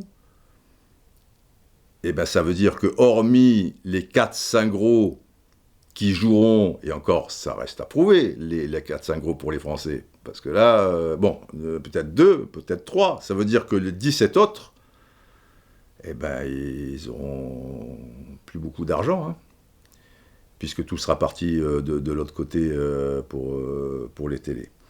Donc, il est là le danger. Mais il y en a aussi un autre, bien plus redoutable, parce qu'à mon avis, ce n'est qu'une étape. On en parlera dans le chapitre 7, mais je vais passer au chapitre 6, où quelque part, il va falloir dénoncer un peu la gestion désastreuse de ces gros clubs, tu vois, ces grosses têtes pensantes, et aussi voir derrière, gratter, s'il n'y a pas quelque chose, un grand bluff et quelque chose de machiavélique, de diabolique concernant Fiorentino Pérez, parce que tout ça me paraît trop gros. Chapitre 6, donc, concernant la gestion. C'est pas possible, quoi. Le football est déconnecté du réel. Je vais prendre un exemple, il y en aura un deuxième très rapidement. Les indemnités que Mourinho a touchées suite à ses licenciements entre 2007 et 2021, puisqu'il vient d'être viré de Tottenham. Notez bien. En 2007, il est viré de Chelsea. Il prend 20 millions d'euros, 800 000. En 2012, il est viré du Real Madrid. Il prend 19,8 millions d'euros. Donc là, on est déjà à 41,6 millions d'euros pour 2 licenciements. Mais attention, il est viré en 2007 et viré en 2012. Mais il travaille entre 2007 et 2012. Entre 2007 et 2012, quand il est viré en 2007 de Chelsea, il va aller peu de temps après à l'Inter Milan, où il va rester 2 saisons. Donc il travaille. Il a pris ses 20,8 millions, mais après, il prend un bon pactole tous les mois à l'Inter. Là, il n'est pas viré, parce que le Real Madrid l'appelle. Et là, il va faire sensiblement 2 ans et demi au Real Madrid avant d'être viré. Donc ça veut dire que sur les 5 ans, il a fait 4 ans et demi. Vous me suivez ? Il a fait 4 ans et demi où il a touché un max tous les mois et par saison et tout. Donc pour les 6 mois où il a pas bossé, ben, il a pris 41 millions 6. Donc tu vois déjà les salaires que tu lui donnes, machin. Et les mecs vont rarement à leur terme, et surtout Mourinho. C'est pas une surprise, si tu veux. Donc les mecs qui le prennent après pourraient dire mettre des clauses ou des choses. Pas du tout. Après le Real Madrid, où il est viré en 2013. Il arrive saison 2013-2014. Il est viré avant la fin 2012-2013, tu vois, 2013, à Chelsea. Donc, quelques mois plus tard, si tu veux. Mais évidemment, il va faire qu'une saison et demie, sensiblement. Et, comme il avait un contrat d'1 an et demi supplémentaire, ou d'1 an, ou je ne sais plus le droit, Chelsea, en 2015, le vire et lui donne 14 millions d'euros et 400 000. 400 000, c'est personnel, quoi. Allez, personnel, d'accord. Ok. Donc, il est viré de Chelsea en 2015. Et bien, en 2015, peu de temps après, il va à Manchester United. Simplement, il est viré un peu plus tard par Manchester United, où il fait quand même 2 saisons et des brouettes. Et il touche, au passage, par Manchester United, 17 millions d'euros et 300 000. 300 000 personnels, c'est pour moi. Didier, je prends les 300 000. Bon, j'ai dit c'est bien. Ça va, je sais, ça va. Ça va. Après, il est viré par Manchester United en 2019, et dans la foulée, quelques mois plus tard, il part à Tottenham, d'où il est viré il y a très peu de temps, et là, comme il manquait 2 saisons, il va toucher 34 millions d'euros, 700 000. Didier, prends les 700 000, machin, truc, et 34 millions. Oh, ok, ça va, José. Mais c'est du délire. Ça veut dire que ce gars, déjà, prenons le dernier exemple, Tottenham. Ce gars est viré de Chelsea, avec un salaire, donc, et vous avez vu les indemnités, je ne vais pas les répéter. Il est viré du Real Madrid, ça ne fait pas de lui un mauvais entraîneur. Hein, il est viré de Chelsea, donc c'est déjà un entraîneur qui ne va jamais au bout de ses contrats. Il est viré de Manchester United. Et toi, tu arrives et tu le prends à un salaire faramineux, et donc maintenant, tu vas lui payer 34 millions d'euros, 700 000. Si tu vas un peu loin en Ligue des Champions, actuellement, tu prends 60 millions d'euros. Ça veut dire que si Tottenham ne va pas en Ligue des Champions une saison, par hasard, parce que là maintenant il y a du truc et tout, mais rien que lui, si tu es en Ligue des Champions et que tu vas en 8e ou en quart, ben rien que lui, il te coûte en indemnité plus de la moitié. Donc c'est pas possible, quoi. Je sais pas. C'est n'importe quoi. C'est même grotesque. Le gars, il a pris en 14 ans 107 millions d'euros d'indemnité. Moi, je suis pour qu'il y ait des lois qui protègent les salariés, et je comprends, le gars, il va pas au bout de son contrat et tout. Mais le football, à eux de réguler tout ça. Parce que cet argent, il part, il disparaît. Alors le mec dit, oh, putain, ouais, mais alors, putain, il faut plus de matchs, il faut plus de ressources, là. Non, la Ligue des Champions, on prenait tant, il faut plus. Ah ben évidemment, cette blague. Prenons rapidement Florentino Pérez, qui nous fait pleurer, parce que le Real a quand même plus de 900 millions d'euros de dettes. Barcelone en a 950, ou quelque chose, ou 960 presque, frôle le milliard. Plus de 900 millions d'euros de dettes. Alors il te dit, ouais, la pandémie a touché tout le monde. Oui, la pandémie. Alors, ça leur aurait coûté 300 millions d'euros. Je demande à voir, mais pourquoi pas. Mais il y avait 600 millions d'euros de dettes quand même, tu les vois venir. Alors le gars a 900 millions d'euros de dettes et quelques brouettes. Eh bien, selon toute vraisemblance aux dernières nouvelles, il va faire signer un contrat de 5 ans à David Alaba, libre du Bayern Munich, pour un salaire de 12 millions d'euros par an. Donc toi, tu as un trou de 900 machin ou quoi, mais tu vas prendre quand même un mec, et tu vas lui filer 12 millions d'euros, plus les charges. Je veux bien que les charges en Espagne, elles sont moins conséquentes qu'en France, mais enfin, il y a des charges. Et, comme il est libre, prime à la signature, on parle entre 20 et 30 millions d'euros. Ah ben heureusement que tu es endetté, hein. Putain, si tu n'es pas endetté, tu lui donnes combien? Il est endetté. Et, je vous rappelle que le Real Madrid est plus que jamais sur le coup pour Mbappé. Ils veulent Mbappé. Même si là, maintenant, ils viennent de nous déclarer, c'est tout nouveau, hein, ils ne le déclaraient pas il y a 4 jours, là ça date d'hier. Maintenant, il dit, pas de Super League, et bien aucun club ne peut se payer Mbappé ou Haaland. Ah ben c'est sûr que si tu as 900 millions d'euros de dette, ça va être compliqué de filer un salaire de 40 millions d'euros à Mbappé et du transfert ou des choses comme ça, quoi, tu vois. Donc, bah, tout va bien. Lui, il te dit, on va mourir, on va machin, mais il te donne 12 millions d'euros par an plus les charges à David Alaba, qui est pas... Enfin, tu vois, il a quand même un peu de matos. Si tu es mal à un moment, eh ben, tu as quelques joueurs. Alors peut-être tu joueras pas pour gagner la Ligue des Champions ou être champion d'Espagne. Peut-être sera un peu plus compliqué. Tu seras 3e, tu t'accrocheras, peut-être Ligue des Champions. Je sais pas, et peut-être avec un peu de cul, tu iras en demi-finale, j'en sais rien. Mais tu perds pas tout du truc, tu vois. Donc il y a quelque chose qui va pas. Et ça se joue chaque fois en dizaines de millions d'euros. Donc eux, bah, ils veulent toujours qu'il y ait des compétitions et des matchs en plus pour récupérer des lignes là. Et bon, donc je vois pas. Tant que tu réguleras pas le football, pour moi, c'est perdu d'avance. Alors, Picardflo nous dit, @Picardflo, plus que ce projet, ce qui surprend, c'est le mauvais timing, donc le projet Super League, annoncé en pleine nuit, des droits TV de la C1 déjà attribués jusqu'en 2024 que patati semblala, et ça semblerait que pour certains des 12, le temps presse. Alors Covid, frénésie d'investissement, égale dette, du coup, ouais. Un geste désespéré pour s'en sortir financièrement? Oui, il y a de ça, mais enfin, plus j'avance, plus je réfléchis, plus je m'informe à droite, à gauche, et plus je me dis qu'il y a un coup de bluff magistral derrière ça, et que voilà, c'est les missiles nucléaires que tu mets à Cuba, mais tu sais bien que tu ne vas pas appuyer dessus, tu ne serais pas en mesure d'organiser ça en un an, etc., etc. Et comme je dis, tu as pris date, et tu obliges donc l'UEFA à chercher une société d'investissement britannique, patati patata. Et là, il y a peut-être, parce que tu sais que tu vas avoir une levée de bouclier, tu sais que ton image va en prendre un coup. Et c'est pas bon pour le business. Après, vis-à-vis de tes collègues que tu as trahis, que tu as ceci, cela, après, les choses s'arrangent. Tu vois, Karel Romidigua a déjà dit il faut mettre un pont dans les problèmes, il n'y a pas de problème.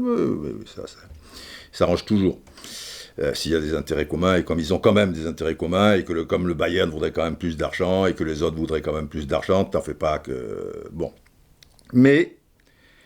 Mais c'est quelqu'un d'intelligent. Donc pour aller dans cette souricière d'une manière aussi ridicule, c'était le titre de Marca, Ridiculo, et où tu vas en prendre plein la gueule, tu vois, où tu machin. Il y a peut-être chez Fiorentino Pérez et Agnelli, derrière, hormis les raisons que je vous ai expliquées, et peut-être plus pour Pérez, je ne suis pas sûr qu'Agnelli, la Juve est mal financièrement, les trucs, Ronaldo, ça coûte cher, mais peut-être pas à ce degré-là, quelque chose de diabolique. Je ne pense pas qu'il soit à ce point demeuré. Déconnectés, ils le sont tous, tu vois, mais il y a quelque chose qui me turlupine. Et là, je vais demander une sirène parce que je vais vous demander justement d'être attentif.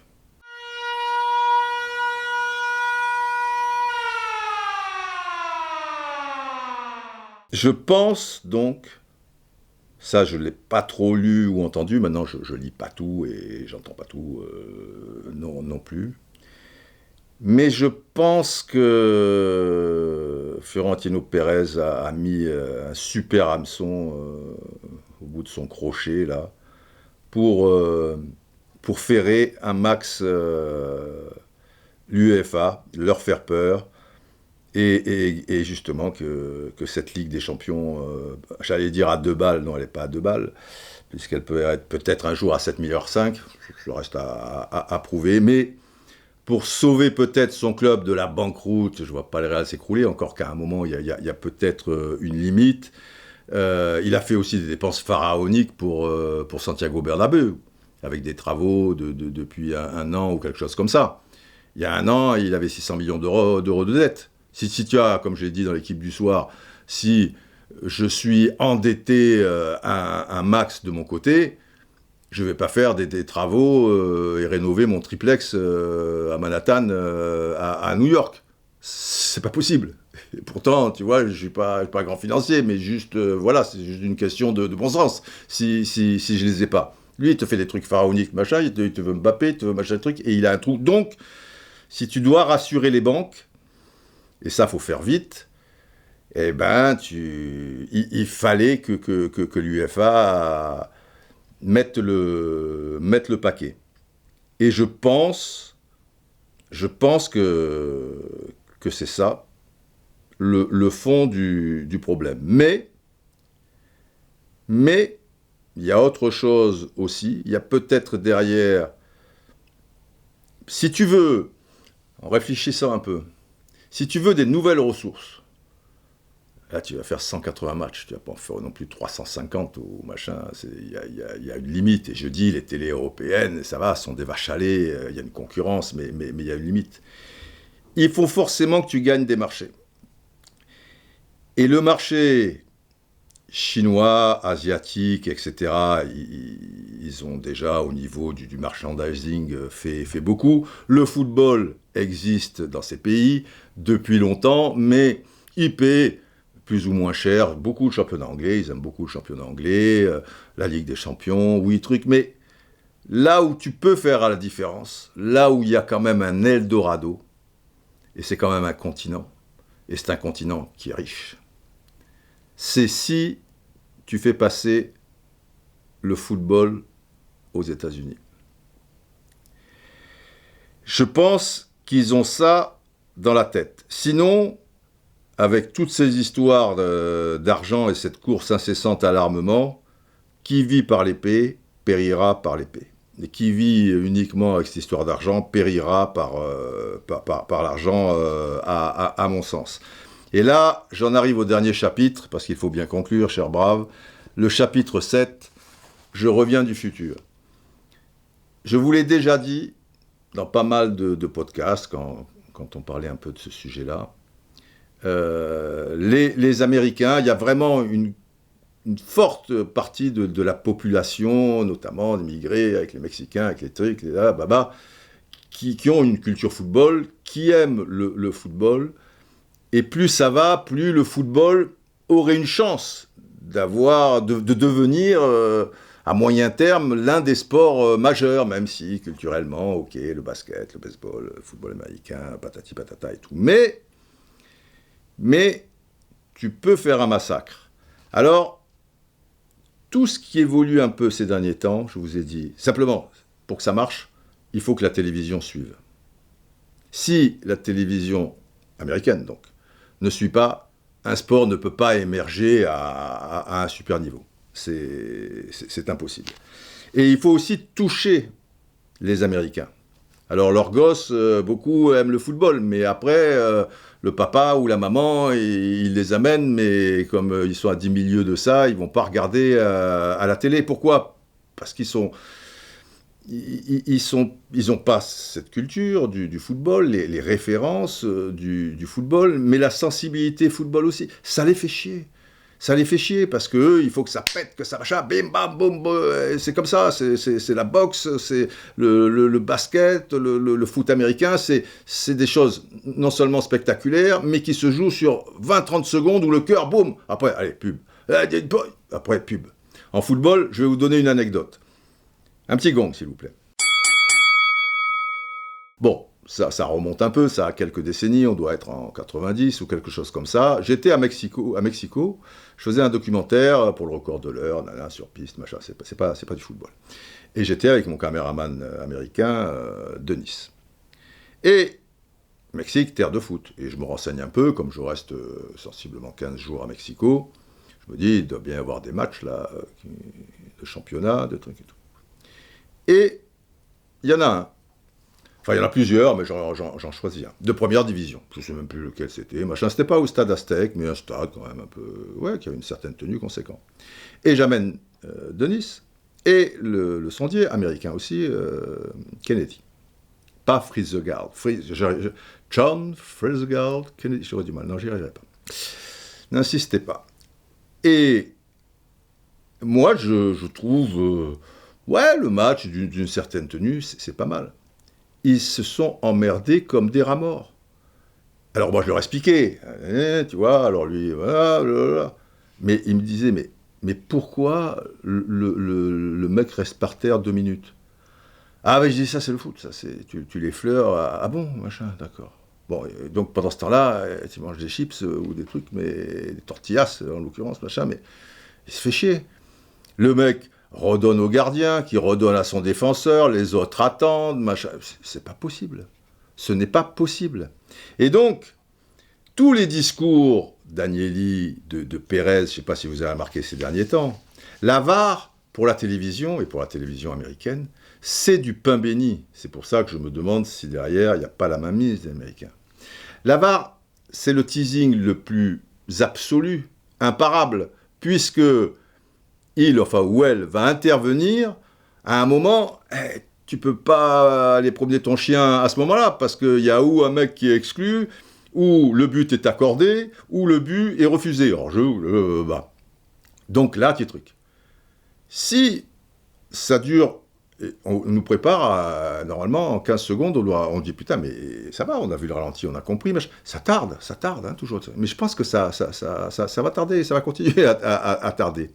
Si, à la télé américaine, mais donc ça sera pareil pour toutes les télés du monde, on se met d'accord avant un match, parce que c'est eux qui vont décider. Parce qu'après, les télés là-bas, elles décident. En France ou en Europe et tout, Elle décide un peu, mais enfin, c'est quand même la ligue de football, qu'elle soit anglaise ou machin, qui décide des trucs. Là-bas, la télé américaine, elle paie le prix fort, mais elle dit oh, attention, hein, bon, ok.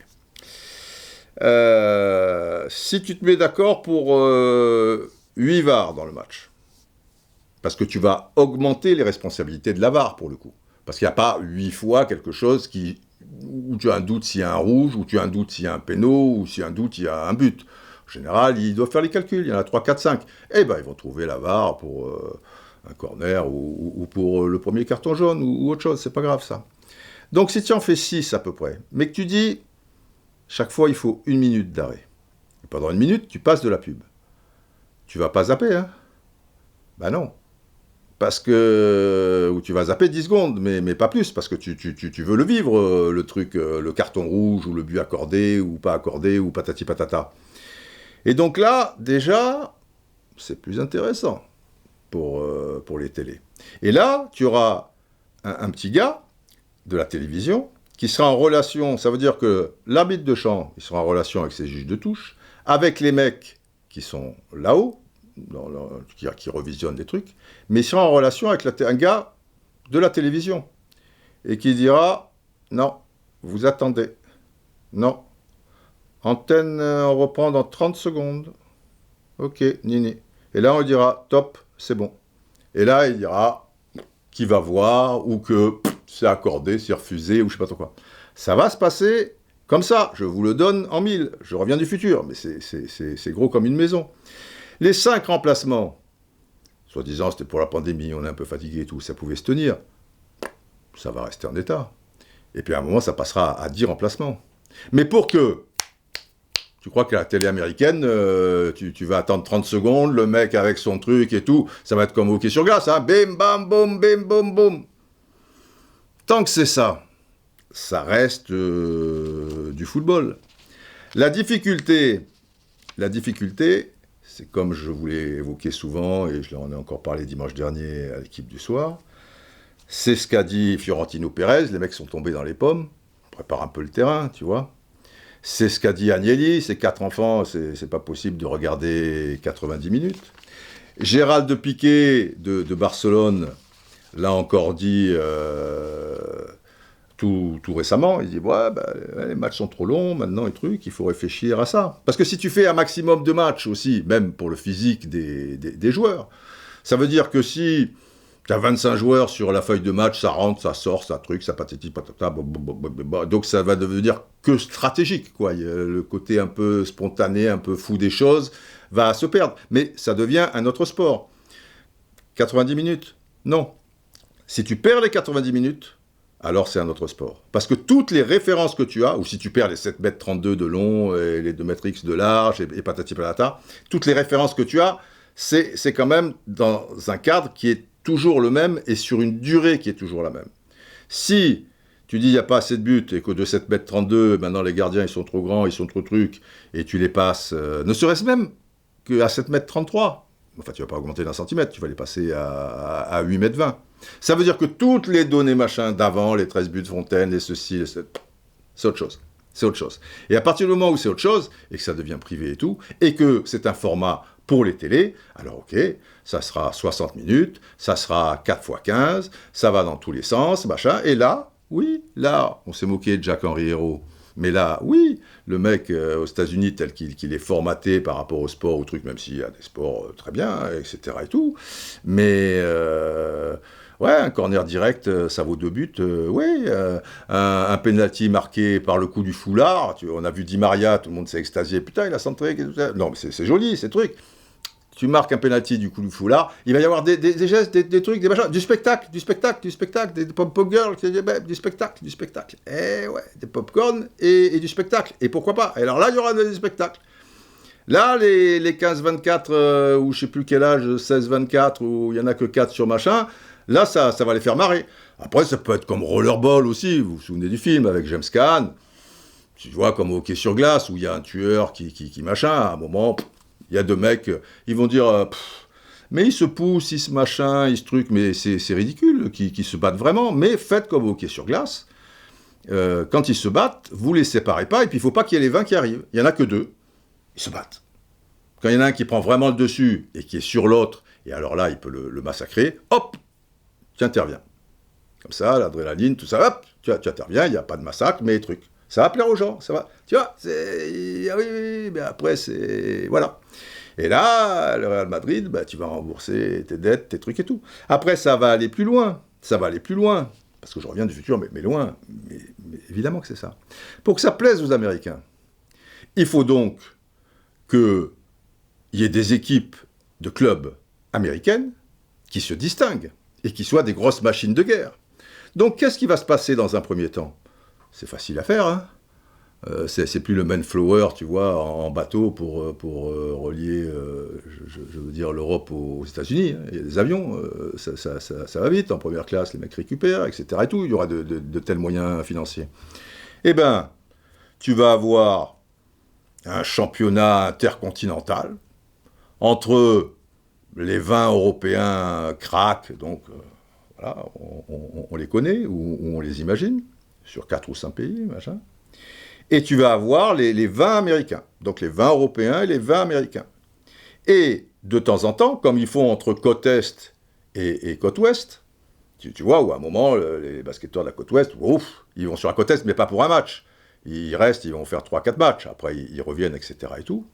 Et bien à un moment, tu as 10 équipes européennes, elles vont aller sur 3 semaines, et elles vont faire un paquet de matchs contre 10 américaines. Et les 10 autres américaines, bof, elles iront 3 semaines, machin. Et alors, ça s'appellera, tu vois. Et puis à un moment, peut-être tu élargiras sur l'Asie. Parce que si tu veux aussi que les Américains s'y intéressent, que la télé s'y intéresse, machin, si elle s'intéresse qu'en voyant Liverpool, PSG ou Arsenal Inter Milan, à un moment, il va y avoir une limite.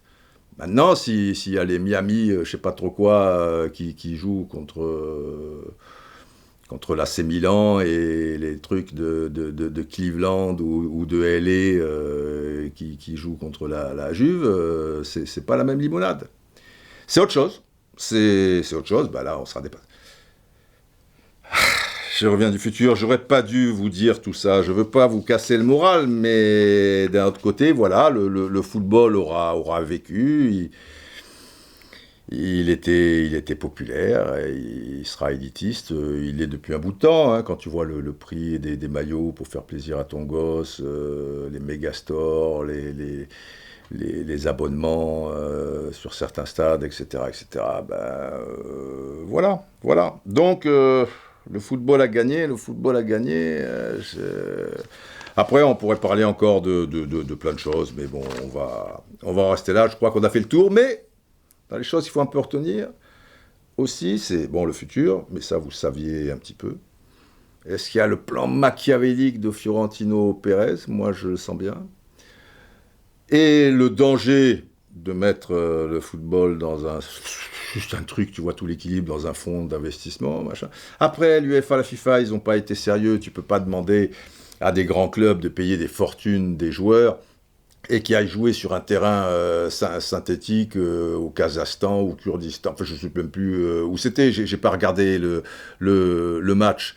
Mais parce qu'on se fout de notre gueule. Et tu vas mettre 3 matchs d'équipe nationale entre 2 tours de Ligue des Champions. Lewandowski, ce machin, l'autre et ce truc. À un moment, c'est pas sérieux. Mais c'est des deux côtés, mais pas forcément pour les mêmes raisons. Alors, si le football a gagné, je sais pas. On va voir tout ça. Général, on va pas y passer la nuit non plus. Oh, vous n'arrivez pas à faire John Fitzgerald Kennedy. C'est très facile. Bah oui, vous, c'est votre époque, mais j'arrive pas. John Fitzgerald Kennedy. C'est pas compliqué, Dieu. Oui, général. Bon, j'ai l'impression de toute manière qu'on continuera à en parler ces prochains temps. Et puis le mystère de la Grande Pyramide. Tu vois, le mystère de l'Atlantide, les mystères de l'Ouest, le mystère comment vendredi matin tout le monde est OK pour patati patata, Agnelli c'est ballot, il perd son portable, dis donc, il disparaît pour revenir le dimanche soir et hop, Super League. Que s'est-il passé ? Vous le saurez un peu plus tard. Général, il faut conclure. Oui, très bien. Longue vie au brave. Voilà, longue vie à vous, prenez soin de vous. et encore plus à ceux qui en ont vraiment le plus besoin. Plein de bonnes choses. Et à bientôt pour de nouvelles aventures, qu'elles soient télévisuelles, podcastuelles, Twitterlelles ou ce que vous voulez. Allez, portez-vous bien. Tira el centro, clave, gol. ¡Gol!